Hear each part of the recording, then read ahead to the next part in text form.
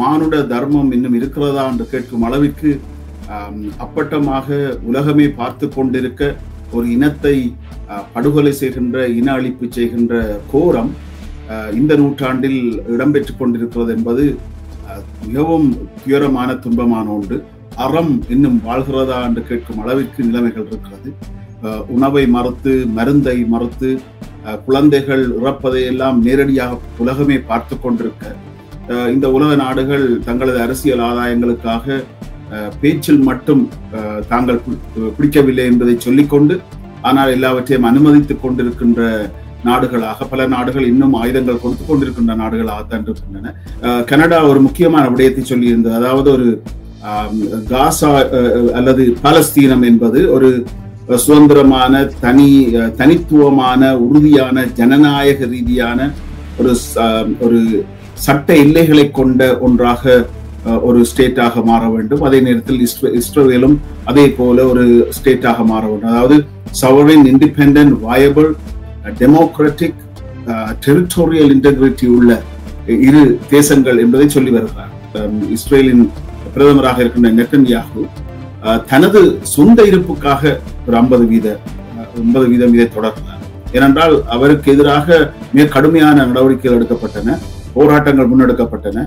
நீதித்துறை எடுத்த போராட்டத்தின் மூலம் அவர் பதவி இழக்கும் சூழ்நிலை வந்தது. அந்த நேரத்தில் தான் இது அவருக்கு ஒரு வாய்ப்பாக அமைந்தது. அதனால் இது திட்டமிட்டு நடத்தப்பட்ட ஒரு முயற்சியா என்ற வார்த்தைகளும் இருக்கின்றன, கருத்துக்களும் இருக்கின்றன.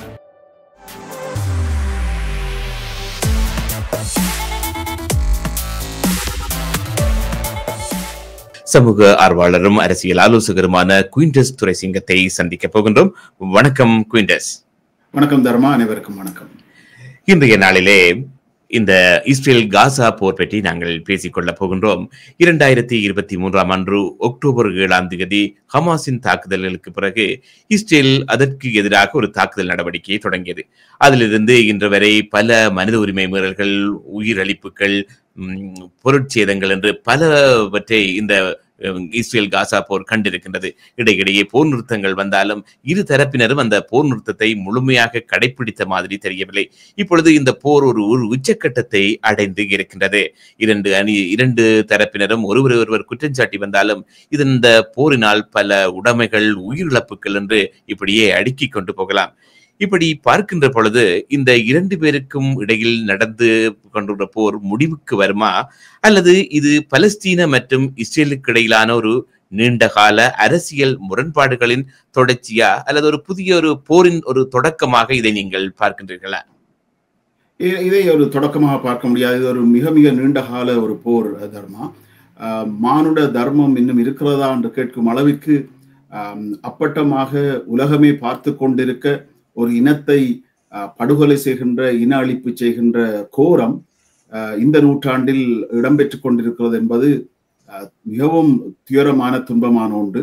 அறம் இன்னும் வாழ்கிறதா என்று கேட்கும் அளவிற்கு நிலைமைகள் இருக்கிறது. உணவை மறுத்து, மருந்தை மறுத்து, குழந்தைகள் இறப்பதை எல்லாம் நேரடியாக உலகமே பார்த்து கொண்டிருக்க இந்த உலக நாடுகள் தங்களது அரசியல் ஆதாயங்களுக்காக பேச்சில் மட்டும் தாங்கள் பிடிக்கவில்லை என்பதை சொல்லிக்கொண்டு, ஆனால் எல்லாவற்றையும் அனுமதித்துக் கொண்டிருக்கின்ற நாடுகளாக பல நாடுகள் இன்னும் ஆயுதங்கள் கொடுத்து கொண்டிருக்கின்ற நாடுகளாகத்தான் இருக்கின்றன. மிக துயரமான நிலைமை இந்த நிலைமை. இது ஒட்டமான் காலத்திற்கு சென்று பார்க்கலாம், அல்லது நீண்ட காலமாக சென்று 67களில் இருந்தெல்லாம் வரலாறெல்லாம் இருக்கிறது, நிறைய அதற்குள் போகலாம். ஆனால் இந்த காலத்தில், இந்த நூற்றாண்டில் இவர்கள் மனிதாபிமானம் பற்றி, மிருகங்களின், இயற்கையின், மரங்களின் இருப்பு பற்றி எல்லாம் கடுமையாக பேசிக் கொண்டிருக்கின்ற இந்த காலத்தில் மனித இனமே ஒட்டுமொத்தமாக படுகொலை செய்யப்படுகின்ற துயரம் என்பது பார்க்க முடியாது. மனிதத்துக்கே, மானுடத்துக்கே எதிரான ஒரு விடயமாக இருக்கிறது. இருந்தாலும் இது வரலாறாக பார்த்தீர்களாக இருந்தால் என்ன விடயம் என்றால், இஸ்ரேல் என்ற நாடு ஒரு தனி நாடாக இருக்க வேண்டும் என்பதற்காக பாலஸ்தீனம் ஒட்டுமொத்தமாக அழிக்கப்பட வேண்டுமா என்ற கேள்விதான் இருக்கிறது. இரண்டு நாடுகளும் தனித்தனியாக இரு நாடுகளாக இருக்கலாம் என்ற கோஷம் நீண்ட காலமாக இருந்து கொண்டிருக்கிறது. ஆனாலும் கூட பல நாடுகள் இதை பேச்சளவில் மட்டுமே சொல்லிக் கொண்டிருக்கின்றன. நேரடியாக இறங்கி அதிலே தலையிட்டு ஒரு தீர்வை காணும் விடயத்தில் தங்களது நேரடி எதிரி என்பதை விட மறைமுக எதிரிகளின் எதிரி என்ற வகையில், ஈரானுக்கு எதிரானவர்கள் என்ற வகையில் காசாவை புறந்தள்ளுகின்ற நிலைமை தொடர்கிறது. அல்லது அமெரிக்காவுக்கு எதிரிகள் என்ற வகையில் ஈரானுக்கு ஆதரவு கொடுக்கின்ற நிலைமை தொடர்கிறது. இதுதான் அடிப்படை காரணம். அதனால் தங்களது அரசியல் தேவைக்காக, பூவுளவியல் தேவைகளுக்காக, தங்களது சொந்த தேவைகளுக்காக இந்த இனம் ஒட்டுமொத்தமாக புறக்கணிக்கப்படுகிறது என்பதுதான் துயரம். நீங்கள் சொன்னது போல் இந்த காசாவில் தற்பொழுது நிலவும் மனிதாபிமான நெருக்கடிகள் உலகத்தின் கவனத்தை ஈர்த்திருக்கிறது. இது தொடர்பாக ஐக்கிய நாடுகள் மனித உரிமைகள் அபிமான தலைவர் டாம் ஃபிளெச்சர் ஒரு அறிக்கை வெளியிட்டிருக்கின்றார். இப்படியான நிலைமை தொடருமானால் இன்னும் கொஞ்ச நாள்கள் 14,000 குழந்தைகள் உயிரிழக்கலாம், பட்டினிச்சாவு ஏற்படலாம் என்று எச்சரித்திருக்கின்றார். இந்த போரை நிறுத்துமாறு இஸ்ரேல் அண்மையில் நடந்த இந்த நடவடிக்கைகளை நிறுத்துமாறு கனடா, பிரான்ஸ், பிரிட்டன் ஆகிய நாடுகள் கோரிக்கை விடுத்திருக்கின்றன. இந்த போரை நிறுத்துங்கள், அங்கே குழந்தைகள் பாதிக்கப்படுகிறார்கள், மனிதாபிமான உதவிகள் அங்கே கிடைக்கவில்லை என்று. ஆனாலும் இஸ்ரேலிய பிரதமர் பெஞ்சமின் நெதன்யாகு சொல்லி இருக்கின்றார், ராணுவ நடவடிக்கை மூலமாகத்தான் நான் இந்த ஹமாஸை வெல்ல முடியும் என்று தன்னுடைய ராணுவ நடவடிக்கை அவர் தான் செய்வது சரி என்று நியாயப்படுத்த இருக்கின்றார். ஆனாலும் இந்த 3 நாடுகளும், பல நாடுகள் எதிர்ப்பு காட்டி இருந்தாலும் இந்த 3 நாடுகள் கனடா, பிரான்ஸ், பிரிட்டன் ஆகிய வலுவாக குரல் கொடுத்து இருக்கின்றன உடனே இந்த போரை நிறுத்த சொல்லி. இப்பொழுது பார்க்கின்ற பொழுது இந்த 3 நாடுகளும் விடுத்த அழைப்பு, மற்றது உலக நாடுகளின் இந்த போரை நிறுத்துமாறு சொல்ல அழைப்புக்கு இஸ்ரேல் எப்படி செவிசாய்க்க போகின்றது என்பது பற்றி உங்கள் கருத்து என்ன? இது முதல் தடவை அல்ல. பல நாடுகளும் இஸ்ரேல் செய்வது தவறு என்பதை சொல்வது முதல் தடவை அல்ல.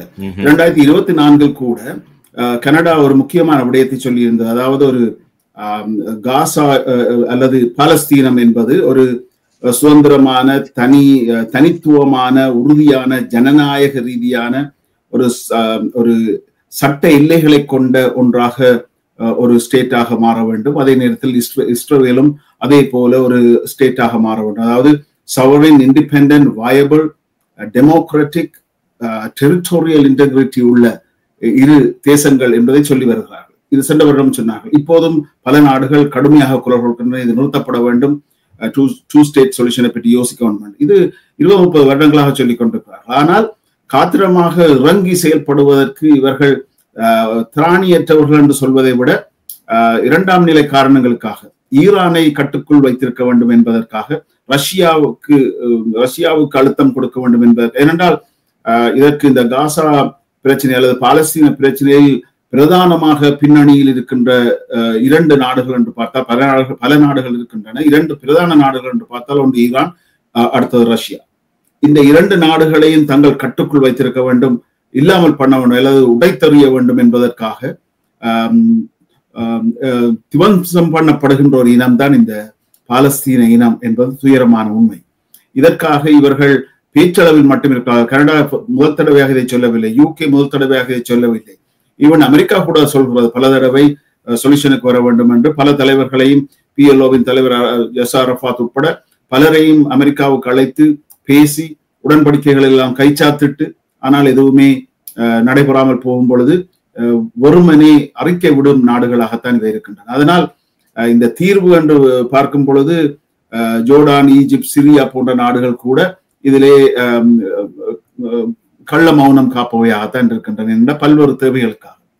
அதனால் இந்த நாடுகளின் அறிக்கை என்பதற்கு மேலதிகமாக போய் அவர்கள் என்ன அடுத்த கட்டமாக செய்ய வேண்டுமோ அதை நடவடிக்கையாக செய்வதற்கு முன்வர வேண்டும். பொருளாதார தடைகளோ எதையாவது ஆரம்பித்தாவது இஸ்ரேலை ஒரு கட்டுக்குள் கொண்டு வர வேண்டிய தேவை எழுந்திருக்கிறது என்றுதான் பார்க்க வேண்டும். சரி, நீங்கள் குறிப்பிட்டபோது இந்த தற்பொழுது மனிதாபிமான உதவிகள் வழங்குவதற்கே பல தடைகள் இருக்கின்றன என்பது எங்கள் எல்லோருக்குமே வெளிப்படையாக தெரிகிறது. இந்த தடைகள் பாதுகாப்பு காரணமா அல்லது அரசியல் காரணமாக இந்த உதவிகள் செல்வது தடுக்கப்படுகிறதா என்பது ஒரு பக்க கேள்வியாக இருக்கின்றது.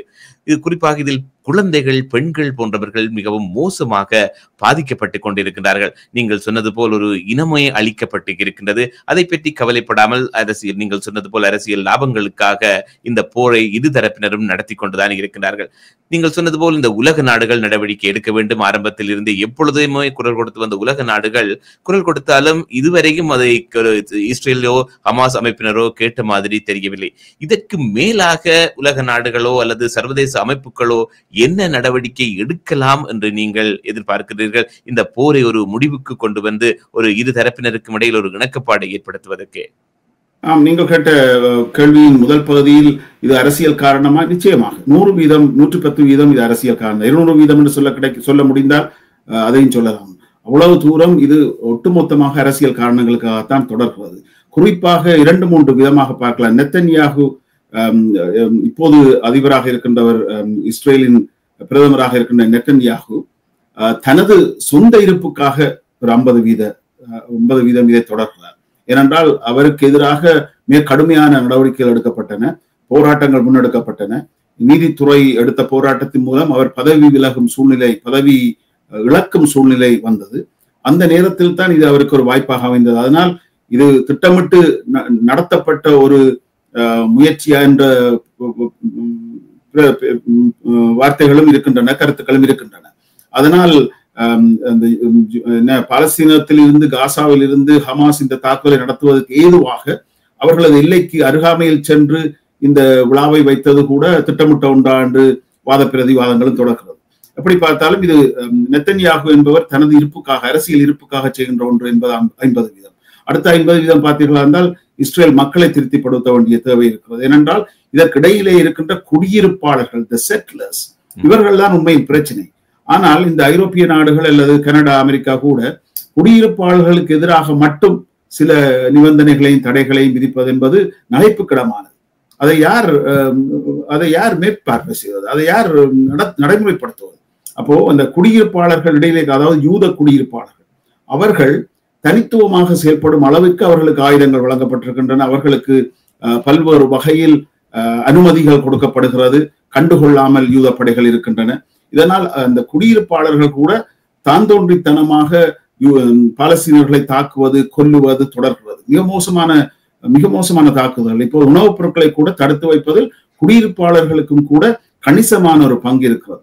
அதனால் இந்த குடியிருப்பாளர்களுக்கு மட்டும் தடைகளை விதிக்கிறோம் என்பதெல்லாம் உலக நாடுகள் ஒரு கண் துடைப்புக்காக செய்கின்ற விடயங்கள். ஐநா அதை தெரிந்து கொண்டும் கூட நாங்கள் தடை விதிக்கிறோம் குடியிருப்பாளர்கள், இதெல்லாம் மிகவும் மனிதாபிமானத்துக்கு முரணான, எதிரான, மனிதமே செத்து போய்விட்டது என்று மக்கள் நம்புகின்ற அளவுக்கு இருக்கிறது. இது எமது தாயகத்தில் நடந்தது.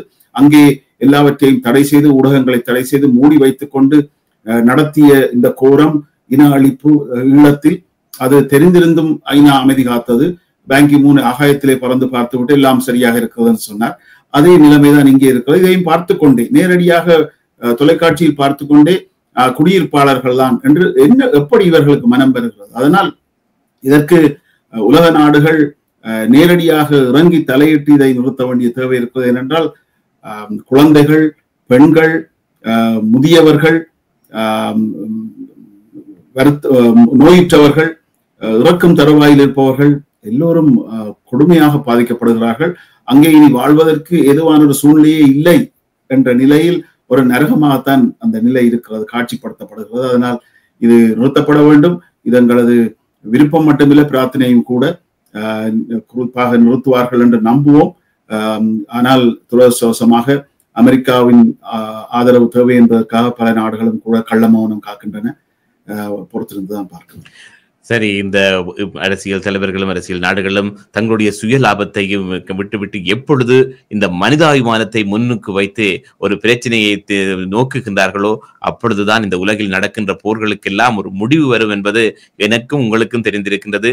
தெரிய வேண்டிய இந்த அரசியல் தலைவர்களுக்கும் தெரிய வேண்டும் என்பதுதான் எங்கள் இருவரினதும் அனைத்து மக்களினதும் மன்றாட்டாகவும் இருக்கின்றது. நம்புவோம், விரைவில் இந்த போர்கள் முடிந்து உலகத்தில் சமாதானம் வரும் என்ற ஒரு நம்பிக்கையுடன் பின் ஒரு பொழுதில் வேறொரு நிகழ்ச்சிக்காக உங்களை சந்திக்கும் வரை நன்றி. இந்த நிகழ்ச்சியில் கலந்து கொண்டதற்கு குயின்டஸ். நன்றி தர்மா. அனைவருக்கும் வணக்கம்.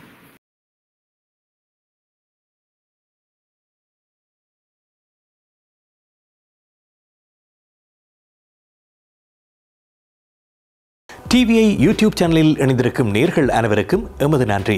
எமது காணொளி தொகுப்புகளை தொடர்ந்து நீங்கள் பார்வையிடுவதற்கு கீழிருக்கின்ற பெல் பட்டனை அழுத்துவதனூடாக நோட்டிபிகேஷனில் பல காணொளி தொகுப்புகள் உடனுக்குடன் உங்களை வந்து சேரும். அருகில் இருக்கின்ற முக்கிய காணொளி தொகுப்புகளையும் பார்வையிட தவறாதீர்கள்.